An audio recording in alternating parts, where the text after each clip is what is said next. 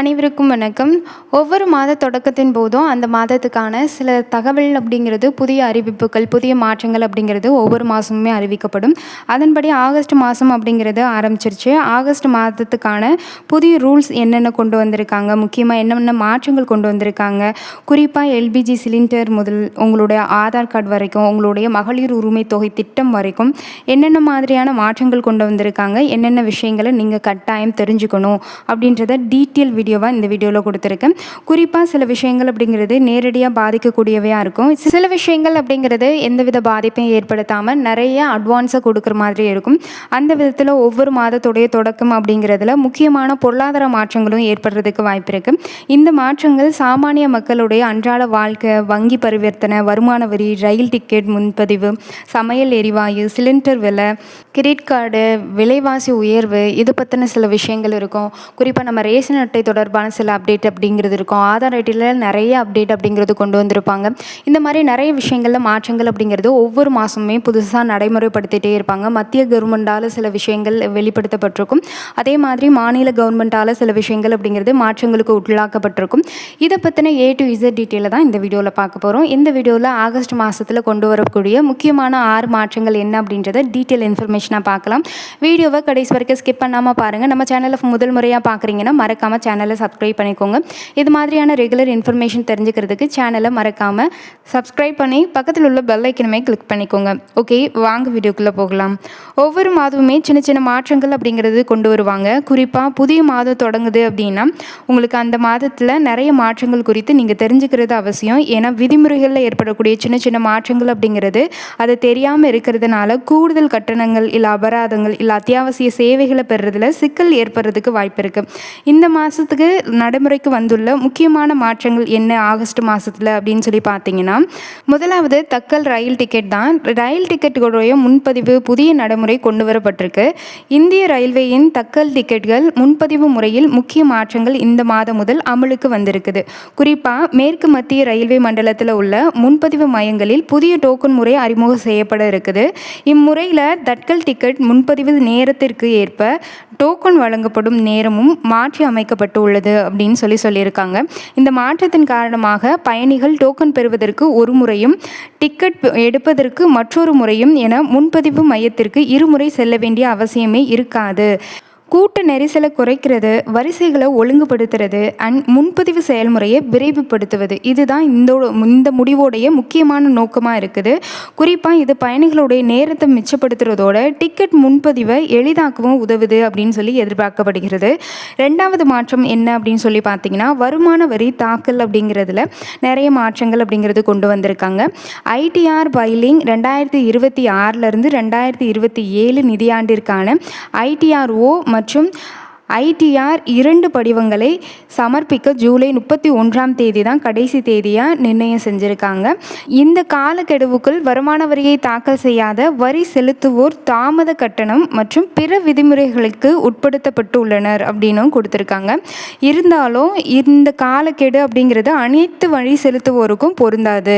தணிக்கை, அதாவது ஆடிட்டிங் தேவைப்படாத வணிகங்களுக்கான ஐடிஆர் 3 மற்றும் ஐடிஆர் 4 படிவங்களை சமர்ப்பிக்க ஆகஸ்ட் 31 வரை கால அவகாசம் அப்படிங்கிறது நீடிக்கப்பட்டிருக்கு அப்படின்னு சொல்லியிருக்காங்க. அதே போல் இந்த ஆடிட் அப்படிங்கிறது தேவைப்படக்கூடிய வணிகங்களுக்கு அக்டோபர் 31 வரையே காலக்கெடு அப்படிங்கிறது கொடுத்துருக்காங்க. மேலும் தாமதமாக தாக்கல் செய்யப்படும் வருமான வரி கணக்குகள் திருத்தப்பட்டு வருமான வரி கணக்குகள் மற்றும் புதுப்பிக்கப்பட்ட வருமான வரி கணக்குகள் ஆகியவற்றுடன் வெவ்வேறு காலக்கெடுவுக்கு பொருந்தும் அப்படின்ற மாதிரியும் சொல்லியிருக்காங்க. அதனால் தங்களுக்கு பொருந்தக்கூடிய காலக்கெடுவை சரிபார்த்து அதற்கேற்ப வருமான வரியை தாக்கல் செய்கிறது ரொம்ப ரொம்ப நல்லது. அடுத்ததாக இருக்கக்கூடிய 3வது அறிவிப்பு அப்படிங்கிறது எல்பிஜி சிலிண்டர் விலையில் மாற்றங்கள் அப்படிங்கிறது. எண்ணெய் சந்தைப்படுத்துதல் நிறுவனங்கள் ஒவ்வொரு மாதமுமே முதல் தேதியில் எல்பிஜி சிலிண்டர்களின் விலையை மறுபரிசீலனை செஞ்சிட்டே இருப்பாங்க. அதே போல் வீட்டு உபயோகம் மற்றும் வர்த்தக எல்பிஜி சிலிண்டர்களில் புதிய விலைகள் ஆகஸ்ட் 1 2026 அன்று அறிவிக்கப்பட்டு அறிவிக்கப்பட்டுள்ளது. சமீப காலங்களில் சர்வதேச சந்தையில் கச்சா எண்ணெய் மற்றும் சிலிண்டர் விலைகளில் ஏற்படும் ஏற்ற இறக்கங்கள்னால எல்பிஜி சிலிண்டர்களை விலைகள் பாதிக்கப்பட்டிருக்கு. மத்திய கிழக்கு பகுதிகளில் ஏற்படக்கூடிய பதட்டம் அண்ட் விநியோக தடைகள் போன்ற காரணிகளால் குறிப்பாக விலை அதிகமாக பாதிக்கப்படுது அப்படின்னு சொல்லியிருக்காங்க. விலை உயர்வு அப்படிங்கிறது குடும்பத்துடைய பட்ஜெட்டில் கூடுதல் சுமையை ஏற்படுத்துறதுக்கு அதிக வாய்ப்புகளாக இருக்குது. குறிப்பாக விலை குறைப்பு அப்படிங்கிறது நுகர்வோருக்கு நிவாரணம் அளிக்கக்கூடிய வகையில் இருக்கும் அப்படின்னு சொல்லியிருக்காங்க.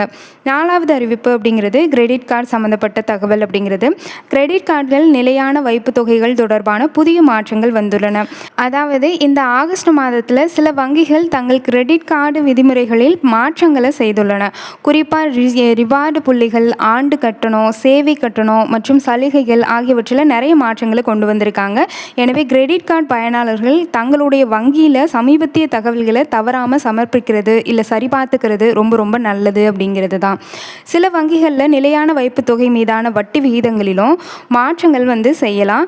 அதே வேளையில் வங்கி கடனுக்கான வட்டி விகிதத்தில் மாத தவணைகள், அதாவது இஎம்ஐ, அதே மாதிரி எஃப்டி, இதுக்கான வருவாய் ஆகியவற்றில் பணவியல் கொள்கை அப்படிங்கிற குழு கூட்டத்தில் ரெப்போ விகிதம் குறித்து இந்திய ரிசர்வ் வங்கி அப்படிங்கிறது எடுக்கக்கூடிய முடிவை பொறுத்து தான் அமையும் அப்படின்ற மாதிரி சொல்லியிருக்காங்க. அதனால் கடன் பெறவும் அல்லது நிலையான வைப்பு தொகையில் முதலீடு செய்கிறதுக்கும் விரும்புகிறவங்க தற்போதைய வட்டி விகிதங்களை சரிபார்த்துக்கிறது ரொம்ப ரொம்ப நல்லது அப்படிங்கிறது தான். அதே போல் இந்த புதிய ரூல்ஸ் அப்படிங்கிறது வங்கிகளுக்கு தான் வந்திருக்குது. புதிய பேங்க் அக்கௌண்ட்டு, டிமேட் அக்கௌண்ட்டு, அதே மாதிரி இன்சூரன்ஸ் பாலிசி, இது மாதிரியான அக்கௌண்ட் எந்த நிதி தொடர்பான சேவைகள்லையும் ரூபாய் 1000 போட்டாலும் சரி, ரூபாய் 10,000 போட்டாலும் சரி, அடையாள வெரிஃபிகேஷன் அப்படிங்கிறது செய்கிறதுல புதிய விதிகள் அப்படிங்கிறது வருது. அதாவது இந்த மாதம் முதல்லையே இந்த விதிகள் அப்படிங்கிறது அமலுக்கு வந்திருக்குது. இந்தியாவில் பேங்க் அக்கௌண்ட் தொடங்குவது, இன்சூரன்ஸ் பாலிசி வாங்குறது, மியூச்சுவல் ஃபண்ட் முதலீடு செய்கிறது அல்லது டிமேட் அக்கௌண்ட் ஓப்பன் செய்கிறது, இது மாதிரியான நிதி தொடர்பான சேவைகளில் பெறுவதற்கு இகேஒய்சி அப்படின்னு சொல்லக்கூடிய, அதாவது சுருக்கமாக இகேஒய்சின்னு சொல்லுவாங்க. இது சுருக்கமாக அழைக்கப்படும் உங்கள் வாடிக்கையாளர்களை அறிந்து கொள்ளுங்கள் எனும் நடைமுறை அப்படிங்கிறது கட்டாயமாக்கப்பட்டிருக்கு. அதாவது இதில் ஆதார், பேன் முகவரி உள்ளிட்ட அடையாள ஆவணங்களை சரிபார்க்கப்படும். அதே நேரத்தில் பதிவு செய்து கொள்ளப்படும் அப்படிங்கணும் சொல்லியிருக்காங்க. இந்த கேஒய்சி அப்படிங்கிறத விவரங்கள் பெரும்பாலும் மாற்றமடையாது. கஸ்டமர்களுடைய உண்மையான விவரங்கள் மட்டுமே கொண்டிருக்கக்கூடியதாக இருக்கும். டிஜிட்டலாக இந்த விவரங்களை சேமிக்கப்படுறதுனால பேப்பர்லெஸ் வெரிஃபிகேஷனுக்கு தவிர்க்க முடியாததாக இருக்கக்கூடியதாக இருக்கும்.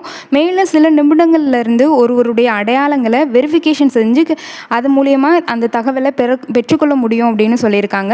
கஸ்டமர்களுக்கு உடனடியாக சேவைகளும் கொடுக்க முடியும் அப்படின்னு சொல்லியிருக்காங்க. ஆனால் இது மாதிரியான நிதி சேவைகளை பெறும்போது மீண்டும் இன்னும் கேஒய்சி விவரங்களை சமர்ப்பிக்க வேண்டிய நிலை இருக்கும். இதை தவிர்க்கிறதுக்காக மத்திய அரசு அப்படிங்கிறது சிகேஒய்சி அப்படின்னு சொல்லக்கூடிய 2.0 அப்படிங்கிறது கொண்டு வந்திருக்காங்க. அதாவது இது சுருக்கமாக கேஒய்சி 2.0 அப்படின்னு சொல்லலாம். இது இந்த மாதத்துலேருந்து கட்டாயமாக அமல்படுத்தப்படுது. குறிப்பாக பேங்குகள், இன்சூரன்ஸ் கம்பெனிகள் இந்த புதிய கேஒய்சி அப்படின்ற அமைப்பை பயன்படுத்தி கஸ்டமர்களுக்கு சேவைகளை வழங்கிட்டு இருக்காங்க. ஆகவே வெரிஃபிகேஷனுக்கு இதை பயன்படுத்துறதுக்கும் ரொம்ப இயல்பாக இருக்குது அப்படின்ற மாதிரி சொல்லியிருக்காங்க. அதே மாதிரி மியூச்சுவல் ஃபண்டு, டிமேட் வழங்குனர்கள், அதே மாதிரி பிற நிதி நிறுவனங்களில் இதில் இணைக்கப்படுது அப்படின்ற மாதிரியும் சொல்லியிருக்காங்க. ஆகவே இந்த நிறுவனங்கள் கஸ்டமர்களுக்கு நிதி சேவைகளை வழங்கும் போது அடையாளங்களை வெரிஃபிகேஷன் செய்ய தனித்தனியாக ஆவணங்களை கேட்காது. மத்திய அரசுடைய இந்த புதிய சிகேஒய்சி அப்படின்னு சொல்லக்கூடிய 2.0 அமைப்பை பயன்படுத்தி வெரிஃபிகேஷனை செய்து கொள்ளும் அப்படின்னு சொல்லியிருக்காங்க. இந்த அடையாள வெரிஃபிகேஷன் அப்படிங்கிறது ரியல் டைமில் செயல்படுறதுனால இந்த அடையாள வெரிஃபிகேஷன் ரியல் டைம்லேயே செயல்படும். குறிப்பாக சேவைகளை உடனுக்குடன் கஸ்டமர்களுக்கு கிடைக்கக்கூடியதாகவும் இருக்கும். ஏற்கனவே நாடு முழுவதும் கோடிக்கணக்கான கஸ்டமர்களுக்கு கேஒய்சி அப்படிங்கிற விவரங்கள் மத்திய அரசுடைய முக்கியமான விஷயங்களை பதிவேற்றி இருக்காங்க. ஆகவே இது பல முறை வெரிஃபிகேஷன் செய்யப்பட்டவையாக இருந்தாலும் சரி, துல்லியமாக விவரங்கள் எல்லாத்தையுமே நம்மளுக்கு கொடுக்கும். கேஒய்சி விவரங்கள் அப்படிங்கிறது ஆதார் எண், பேன் கார்டு, முகவரி விவரங்கள், இது தொடர்பாக கஸ்டமர் பற்றின எல்லா விஷயங்களுமே, குறிப்பாக கஸ்டமருடைய அனுமதியின்றி எந்த ஒரு நிறுவனங்களுக்கும் இதை பயன்படுத்தி விட முடியாது. குறிப்பாக கஸ்டமர்களோட அனுமதிக்கு பிறகு தான் கேஒய்சி அப்படின்னு சொல்லக்கூடிய இந்த வெரிஃபிகேஷன் அப்படிங்கிறது செய்ய முடியும். அதாவது ஆதாருடன் இணைக்கப்பட்ட மொபைல் எண்ணுக்கு ஓடிபி அப்படிங்கிறது போகும். இந்த ஓடிபி வச்சு தான் கஸ்டமர்களுடைய இன்ஃபர்மேஷனை வந்து நிறுவனங்கள் அப்படிங்கிறது டைரெக்டாக பெற முடியும் அப்படின்னு சொல்லியிருக்காங்க. அண்ட் இது மட்டும் இல்லாமல் 2.0 தளத்தில் இருந்து கஸ்டமர்களுடைய விவரங்கள் சம்மந்தப்பட்ட நிறுவனங்களுக்கு வெரிஃபிகேஷனுக்காக பகிரப்படும் அப்படின்னும் சொல்லியிருக்காங்க. ஆகவே பேங்க்கு, இன்சூரன்ஸு, எந்த நிதி நிறுவனமாக இருந்தாலும் சரி, இந்த விவரங்கள் அப்படிங்கிறது நீங்கள் விரும்பினா மட்டும்தான், நீங்கள் ஒப்புதல் கொடுத்தா மட்டும்தான் மற்றவங்களால அதை அக்செப்ட் பண்ணி பார்க்க முடியும். அடுத்த அறிவிப்பு அப்படிங்கிறது ஆகஸ்ட் 5ஆம் தேதி வந்து பொது பட்ஜெட் தாக்கல் அப்படிங்கிறது நடக்க இருக்குது. இதில் தான் தாவேக அரசு முதல் பட்ஜெட் தாக்கல் அதோடையது. இதில் அவங்களுடைய தேர்தல் வாக்குறுதியாக சொன்ன மறுசீரமைப்பு செய்யப்பட்ட மதிப்புமிகு மகளிர் உரிமை தொகை திட்டம், தாய்மானவர் திட்டம், மாதத்துக்கு அதாவது வருஷத்துக்கு வந்து 6 சிலிண்டர் இலவசமாக கொடுக்குறது, வேலையில்லா பட்டதாரிகளுக்கு 4000 ரூபாய் கொடுக்குறது, இது மாதிரியான திட்டங்கள் எந்த திட்டம் அமல்படுத்தப்படும் அப்படின்றதுக்கான நிதி ஒதுக்கீடு அப்படிங்கிறது இந்த பட்ஜெட் தாக்கல் அப்படின்றதுல இருக்கும். அடுத்த அறிவிப்புன்னு பார்த்தீங்கன்னா ஆகஸ்ட் 6ஆம் தேதி வந்து வேளாண் பட்ஜெட் அப்படிங்கிறது ஒதுக்கப்படுது. அந்த தாக்கலுக்கு அப்புறம் எவ்வளோ நிதி ஒதுக்கியிருக்காங்களோ அதுக்கேற்ற மாதிரி பயிர்க்கடன், நகை வச்சு பயிர்க்கடன் வாங்கியிருப்பாங்க. இந்த மாதிரியான நகை தள்ளுபடி, பயிர்க்கடன் தள்ளுபடி, இது பற்றின அப்டேட் அப்படிங்கிறது அதுக்கப்புறம் தான் தெரியும். அடுத்த அறிவிப்பு அப்படிங்கிறது இப்போ இகேஒய்சி அப்படிங்கிறது, அதாவது ரேஷன் கார்டு வச்சுருக்கக்கூடிய எல்லாருமே இகேஒய்சி அது அப்படின்னு சொல்லக்கூடிய கைரேகை பதிவு எல்லாருமே செஞ்சுருக்கணும் அப்படின்னு சொல்லி ஜூலை 31 அந்த டேட் முடியுது அப்படின்னு சொல்லி பரவாயில்ல இப்போ சோஷியல் மீடியாவில் போயிட்டுருக்கு. நீங்கள் இது வரைக்கும் பண்ணலைன்னா கூட எக்ஸ்ட்ரா கூட பண்ணிக்கலாம். ஒரு சில மாவட்டங்களில் தான் இந்த டேட்குள்ளே நீங்கள் கம்பல்சரி பண்ணியிருக்கணும் அப்படின்னு சொல்லியிருக்காங்க.